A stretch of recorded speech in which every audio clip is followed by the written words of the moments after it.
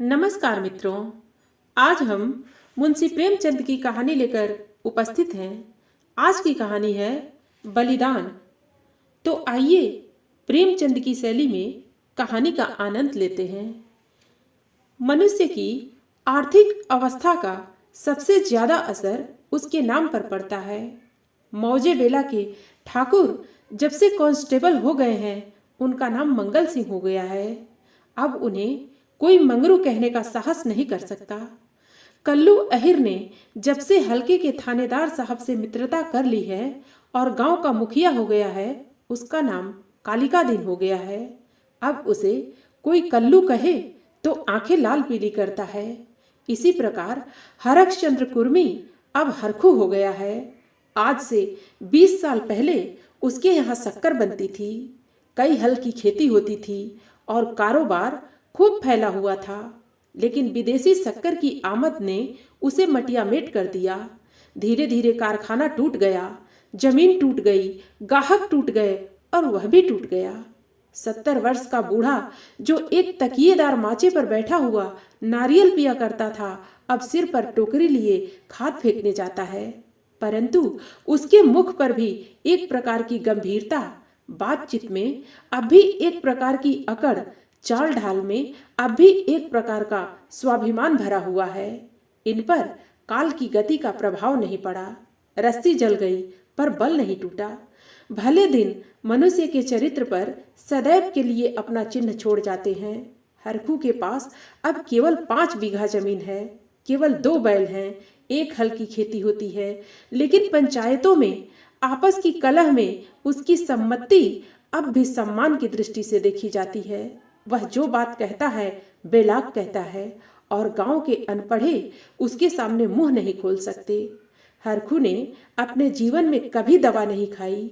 वह बीमार जरूर पड़ता है, कुआर मास में मलेरिया से कभी न बचता था, लेकिन 10-5 दिन में वह बिना दवा खाए ही चंगा हो जाता था।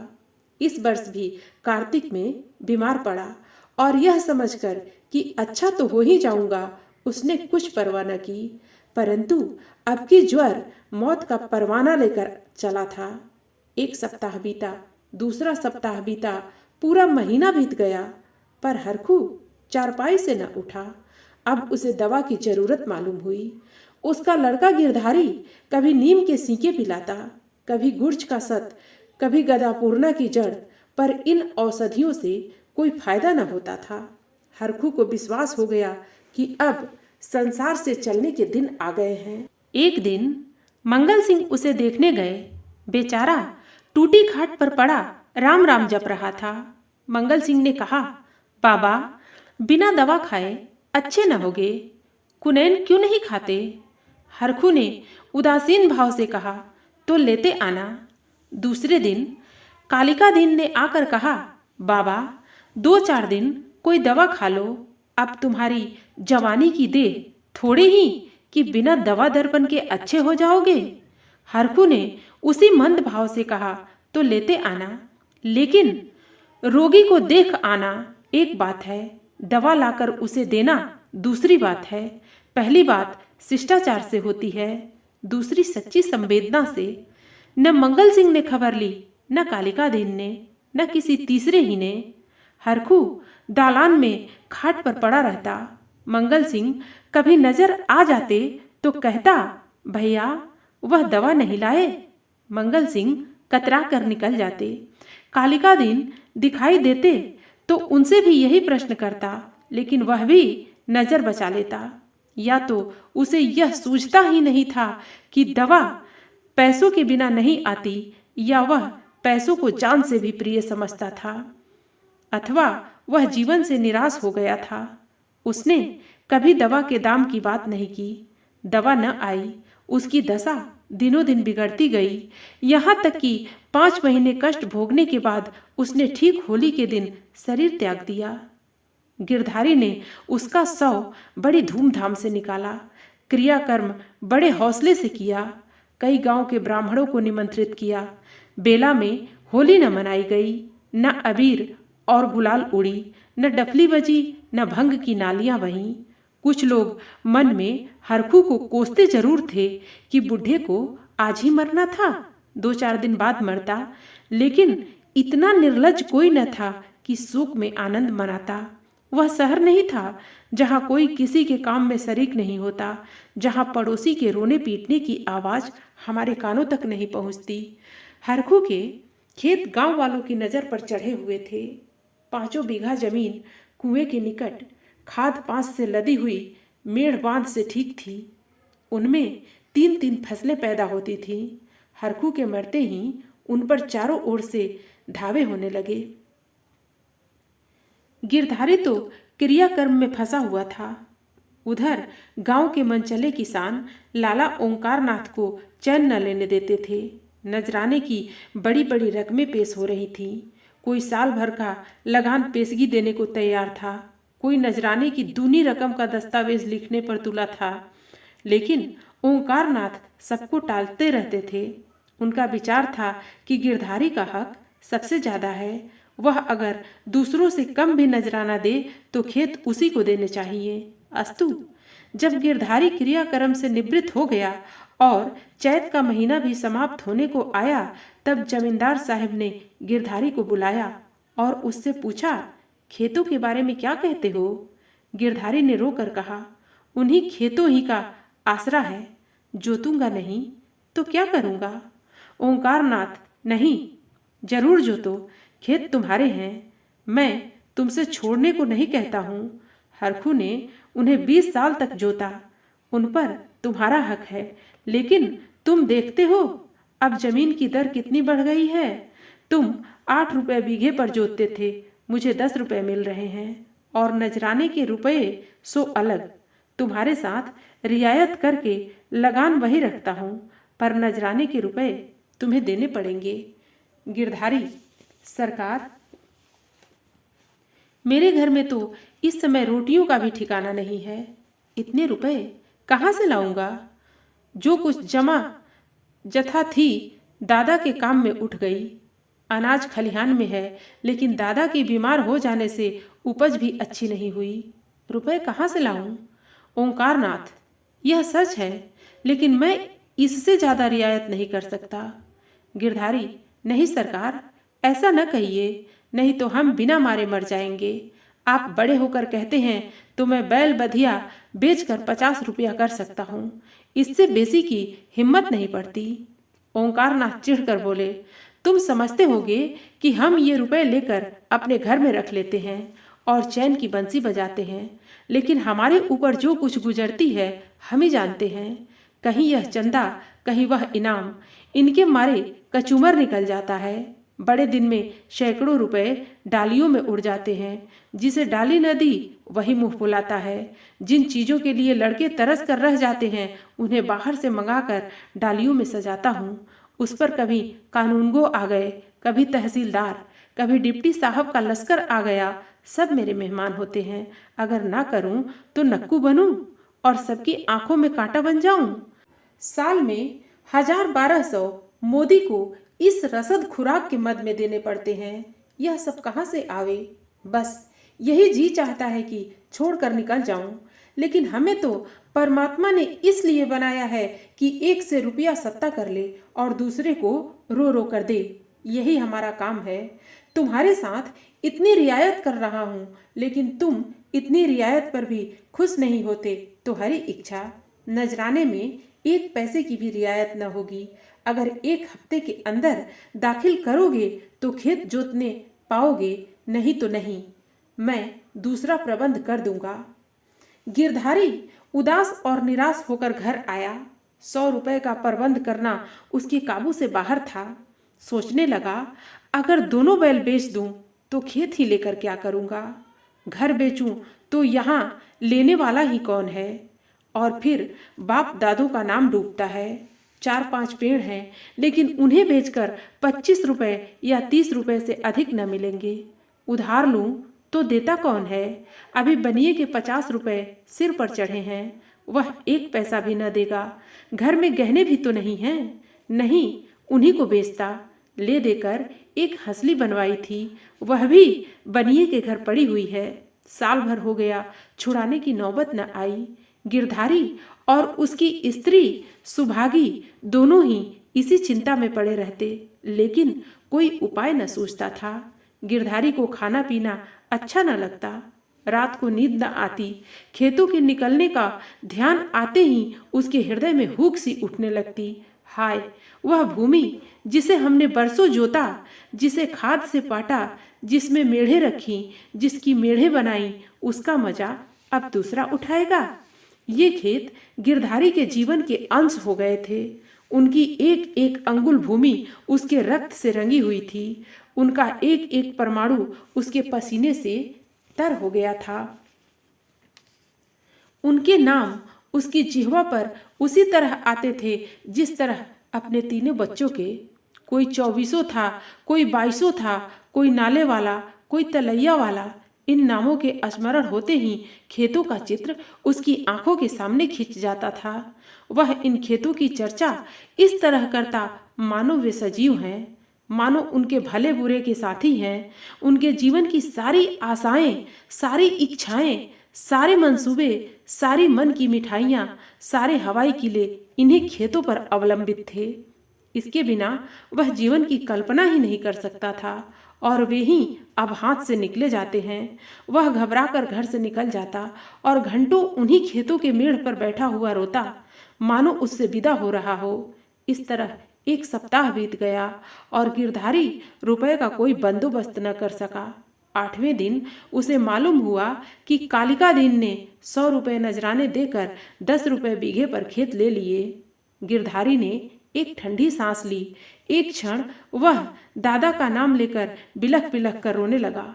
उस दिन घर में चूल्हा नहीं जला। ऐसा मालूम होता था मानो हरखू आज ही मरा है। लेकिन सुभागी यूं चुपचाप बैठने वाली स्त्री न थी। वह क्रोध से भरी हुई कालिका दीन के घर गई और उसकी स्त्री को खूब लथेड़ा। कल का बानी आज का सेठ, खेत जोतने चले हैं, देखे कौन मेरे खेत में हल ले जाता है। अपना और उसका लोहू एक कर दूं। पड़ोसियों ने उसका पक्ष लिया। सब तो हैं, आपस में यह चढ़ा उतरी नहीं करना चाहिए। नारायण ने धन दिया तो क्या गरीबों को कुचलते फिरेंगे। सुभागी ने समझा, मैंने मैदान मार लिया। उसका चित्त शांत हो गया। किंतु वही वायु जो पानी में लहरें पैदा करती हैं, वृक्षों को जड़ से उखाड़ डालती हैं, सुभागी तो पड़ोसियों की पंचायत में अपने दुखड़े रोती और कालिका दीन की स्त्री से छेड़ लड़ती। इधर गिरधारी अपने द्वार पर बैठा हुआ सोचता, अब मेरा क्या हाल होगा, अब यह जीवन कैसे कटेगा, ये लड़के किसके द्वार पर जाएंगे। मजदूरी का विचार करते ही उसका हृदय व्याकुल हो जाता। इतने दिनों तक स्वाधीनता और सम्मान का सुख भोगने के बाद अधम चाकरी की शरण लेने के बदले वह मर जाना अच्छा समझता था। वह अब तक गृहस्थ था। उसकी गणना गांव के भले आदमियों में थी। उसे गांव के मामले में बोलने का अधिकार था। उसके घर में धन न था पर मान था। नाई, बढ़ई, कुम्हार, पुरोहित, भाट, चौकीदार, ये सब उसका मुंह ताकते थे। अब यह मर्यादा कहाँ। अब कौन उसकी बात पूछेगा, कौन उसके द्वार पर आवेगा। अब उसे किसी के बराबर बैठने का, किसी के बीच में बोलने का हक नहीं रहा। अब उसे पेट के लिए दूसरों की गुलामी करनी पड़ेगी। अब पहर रात रहे कौन बैलों को नाद में लगावेगा। वह दिन अब कहाँ जब गीत गा गा कर हल चलाता था। अपने लहलहाते हुए खेतों को देखकर फूला न समाता था। खलिहान में अनाज का ढेर सामने रखे अपने को राजा समझता था। अब अनाज के टोकरे भर भर कर कौन लावेगा। अब खेत कहाँ, बखार कहाँ, यही सोचते सोचते गिरधारी की आंखों से आंसू की झड़ी लग जाती थी। गांव के 2-4 सज्जन जो कालिका दीन से जलते थे, कभी कभी गिरधारी को तसल्ली देने आया करते थे, पर वह उनसे भी खुलकर न बोलता। उसे मालूम होता था कि मैं सबकी नज़र में गिर गया हूँ। अगर कोई समझाता कि तुमने क्रियाकर्म में व्यर्थ ही इतने रुपए उड़ा दिए तो उसे बहुत दुख होता। वह अपने उस काम पर जरा भी न पछताता। मेरे भाग्य में जो लिखा है वह होगा, पर दादा के ऋण से उऋण हो गया। उन्होंने अपनी जिंदगी में 4 बार खिलाकर खाया, क्या मरने के पीछे इन्हें पिंडे पानी को तरसाता। इस प्रकार 3 मास बीत गए और आषाढ़ आ पहुंचा। आकाश में घटाएं आई, पानी गिरा। किसान हल जुए ठीक करने लगे, बढ़ई हलों की मरम्मत करने लगा। गिरधारी पागल की तरह कभी घर के भीतर जाता, कभी घर के बाहर आता। अपने हलों को निकाल निकाल कर देखता, उसकी मुठिया टूट गई है, इसकी फाल ढीली हो गई है, जुए में सैला नहीं है। यह देखते देखते वह एक क्षण अपने को भूल गया। दौड़ा हुआ बढ़ई के यहाँ गया और बोला, रज्जू, मेरे हल भी बिगड़े हुए हैं, चलो बना दो। रज्जू ने उसकी ओर करुणा भाव से देखा और अपना काम करने लगा। गिरधारी को होश आ गया, नींद से चौंक पड़ा, ग्लानि से उसका सिर झुक गया, आंखें भर आईं, चुपचाप घर चला आया। गांव के चारों ओर हलचल मची हुई थी। कोई सन के बीज खोजता फिरता था, कोई जमींदार के चौपाल से धान के बीज लिए आता था। कहीं सलाह होती थी कि खेत में क्या बोना चाहिए, कहीं चर्चा होती थी कि पानी बहुत बरस गया, 2-4 दिन ठहर कर बोना चाहिए। गिरधारी ये बातें सुनता और जलहीन मछली की तरह तड़पता था। एक दिन संध्या के समय गिरधारी खड़ा अपने बैलों को खुजला रहा था कि मंगल सिंह आए और इधर उधर की बातें करके बोले, गोई को बांधकर कब तक खिलाओगे, निकाल क्यों नहीं देते। गिरधारी ने मलिन भाव से कहा, हाँ, कोई गाहक आवे तो निकाल दूं। मंगल सिंह, एक गाहक तो हम ही हैं, हम ही को दे दो। गिरधारी अभी कुछ उत्तर न देने पाया था कि तुलसी बनिया और गरज कर बोला, गिरधर, तुम्हें रुपए देने हैं कि नहीं, वैसा कहो।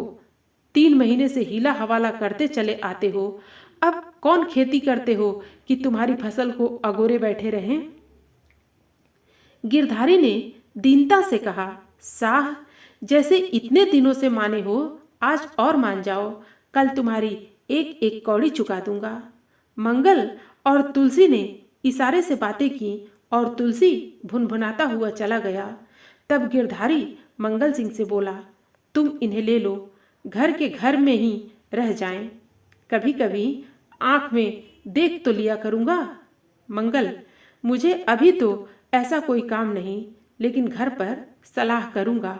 गिरधारी, मुझे तुलसी के रुपए देने हैं, नहीं तो खिलाने को तो भूसा है। मंगल, यह बड़ा बदमाश है, कहीं नालिश न कर दे। सरल हृदय गिरधारी धमकी में आ गया। कार्यकुशल मंगल सिंह को सस्ता सौदा करने का यह अच्छा सु अवसर मिला। 80 रुपए की जोड़ी 60 रुपए में ठीक कर ली। गिरधारी ने अब बैलों को न जाने किस आशा से बांधकर खिलाया था।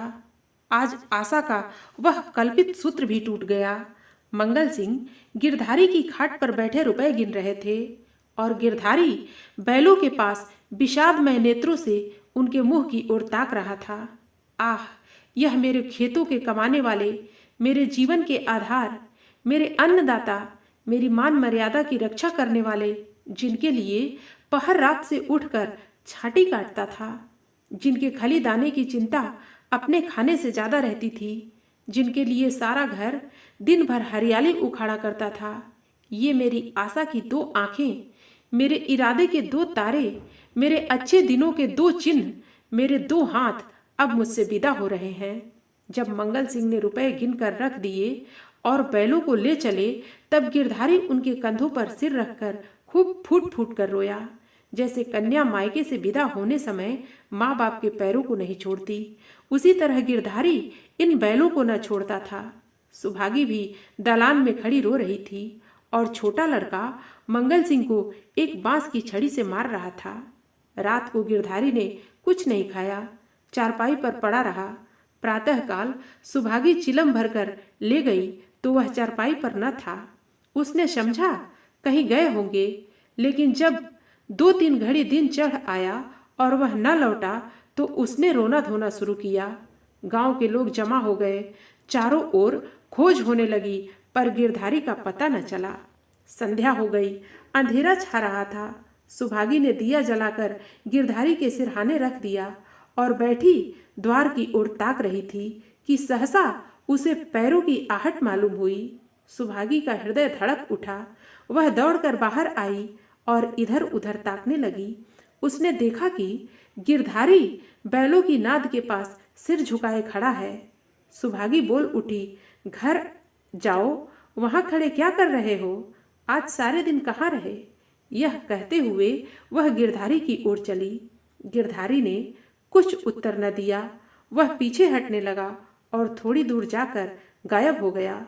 सुभागी चिल्लाई और मूर्छित होकर गिर पड़ी। दूसरे दिन कालिका दिन हल लेकर अपने खेत पर पहुंचे। अभी कुछ अंधेरा था। बैलों को हल में लगा रहे थे कि एकाएक उन्होंने देखा कि गिरधारी खेत की मेड़ पर खड़ा है। वही मिर्जई, वही पगड़ी, वही सोटा।